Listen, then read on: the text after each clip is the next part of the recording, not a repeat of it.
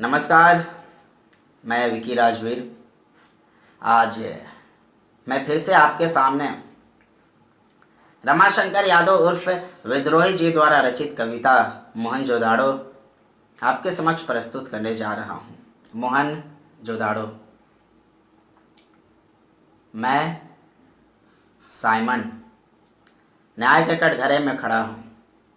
प्रकृति और मनुष्य मेरी गवाही दे। मैं वहाँ से बोल रहा हूँ जहाँ मोहनजोदाड़ो के तालाब की आखिरी सीढ़ी है, जिस पर एक औरत की जली हुई लाश पड़ी है और तालाब में इंसानों की हड्डियाँ बिखरी पड़ी हैं। इसी तरह एक औरत की जली हुई लाश आपको बेबीलोनिया में भी मिल जाएगी और इसी तरह इंसानों की बिखरी हुई हड्डियाँ मेसोपोटामिया में भी। मैं सोचता हूँ और बारहा सोचता हूँ कि आखिर क्या बात है कि प्राचीन सभ्यताओं के मुहाने पर एक औरत की जली हुई लाश मिलती है और इंसानों की बिखरी हुई हड्डियाँ, जिनके सिलसिला सीतिया के चट्टानों से लेकर बंगाल के मैदानों तक है और सवाना के जंगलों से लेकर कान्हा के वनों तक चलते जाता है। एक औरत जो माँ हो सकती है, बहन हो सकती है, बीवी हो सकती है, बेटी हो सकती है। मैं कहता हूँ तुम हट जाओ मेरे सामने से। मेरा खून कलकला रहा है, मेरा कलेजा सुलग रहा है, मेरी देह जल रही है। मेरी माँ को, मेरी बहन को, मेरी बीवी को, मेरी बेटी को मारा गया है। मेरी पुरखने आसमान में आर्तनाद कर रही है। मैं इस औरत की जली हुई लाश पर सर पटक कर जान दे देता हूँ अगर मेरी एक बेटी न होती दोस्तों। और बेटी है जो कहती है कि पापा तुम बेवजह हम लड़कियों के बारे में इतने भावुक होते हो। हम लड़कियां तो लकड़ियां होती है जो बड़ी होने पर चूल्हों में लगा दी जाती है, चूल्हों में। ये इंसानों की बिखरी हुई हड्डियां रोमन गुलामों की भी हो सकती है दोस्तों, और बंगाल के जुलाहों के भी, या अति आधुनिक वियतनामी फिलिस्तीनी बच्चों के भी। साम्राज्य आखिर साम्राज्य होता है, चाहे वो रोमन साम्राज्य हो, चाहे ब्रिटिश साम्राज्य हो, या अत्याधुनिक अमेरिकी साम्राज्य, जिसका एक ही काम होता है कि पहाड़ों पर, पठारों पर, नदी किनारे, सागर तीरे, मैदानों में इंसानों की हड्डियां बिखेर दे। जो इतिहास को 3 वाक्यों में पेश करने का दावा करता है कि हमने धरती पर शोले भड़का दिए, कि हमने धरती में सरारे भर दिए, कि हमने धरती पर इंसानों की हड्डियां बिखेर दी। लेकिन मैं स्पार्टकस का वंशज, स्पार्टकस की प्रतिज्ञाओं के साथ जीता हूं कि जाओ कह दो सीनेट से कि हम दुनिया की सारे गुलामों को इकट्ठा करेंगे और एक दिन रोम आएंगे जरूर, लेकिन हम कहीं नहीं जाएंगे। क्योंकि ठीक इसी समय जब मैं आपको यह कविता सुना रहा हूं, लातिन अमेरिकी मजदूर महान साम्राज्य के लिए कब्र खोद रहा है और भारतीय मजदूर उसके पालतू चूहों के बिलों में पानी भर रहा है। एशिया से लेकर अफ्रीका तक घृणा की जो आग लगी है, वो आग बुझ नहीं सकती है दोस्तों, क्योंकि वो आग एक औरत की जली हुई लाश की आग है। वो आग इंसानों की बिखरी हुई हड्डियों की आग है। इतिहास में पहली स्त्री हत्या उसके पुत्र अपने पिता के कहने पर की, अपने पिता के।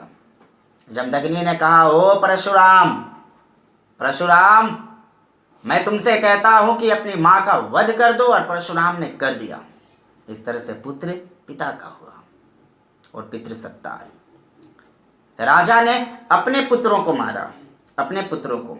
जाह्नवी ने अपने पति से कहा, मैं तुमसे कहती हूं कि मेरी संतानों को मुझ में डुबो दो, और राजा शांतनु ने अपने संतानों को गंगा में डुबो दिया। लेकिन शांतनु जाह्नवी का नहीं हुआ, क्योंकि राजा किसी का नहीं होता, लक्ष्मी किसी की नहीं होती, धर्म किसी का नहीं होता। लेकिन हम सब राजा के होते हैं। गाय भी, गंगा भी, गीता भी, गायत्री भी। और ईश्वर तो खैर राजा के घोड़ों को घास ही छिलता रहा। बड़ा नेक था बेचारा, राजा का स्वामी भक्त।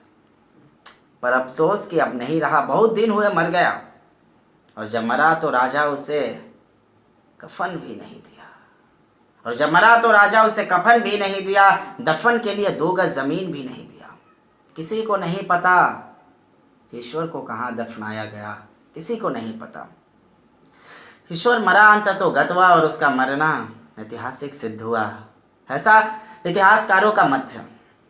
इतिहासकारों का यह भी मत है कि राजा भी मरा, उनकी रानी भी मरी, और उसका बेटा भी मरा। राजा लड़ाई में मर गया, रानी कढ़ाई में मर गई, और बेटा कहते हैं पढ़ाई में मर गया। लेकिन राजा का दिया हुआ धन धन नहीं रहा, धन वचन हुआ और बढ़ता ही गया। और फिर वही बात कि हर सभ्यता के मुहाने पर एक औरत की जली हुई लाश और इंसानों की बिखरी हुई हड्डियां। दोस्तों, ये लाश जली नहीं, जलाई गई है। ये हड्डियां बिखरी नहीं, बिखेरी गई है। ये आग लगी नहीं, लगाई गई है। दोस्तों, ये लड़ाई छिड़ी नहीं, छेड़ी गई है। लेकिन कविता भी लिखी नहीं, लिखी गई है। और जब कविता लिखी जाती है तो आग भड़क जाती है। मैं कहता हूं, तुम उसे इस आग से बचाओ मेरे लोगों, पूरब के लोगों। मुझे इस आग से बचाओ, जिनके सुंदर खेतों को तलवार के नोकों से जोता गया, जिनके फसलों को रथों के चक्कों से रौंदा गया। तुम पश्चिम के लोगों, मुझे इस आग से बचाओ। तुम पश्चिम के लोगों, मुझे इस आग से बचाओ, जिनके स्त्रियों को बाजार में बेचा गया, जिनके बच्चों को चिमनियों में झोंका गया। तुम उत्तर के लोगों, मुझे इस आग से बचाओ, जिनके पीठ पर पहाड़ लाद कर तोड़ा गया। तुम सुदूर दक्षिण के लोगों, मुझे इस आग से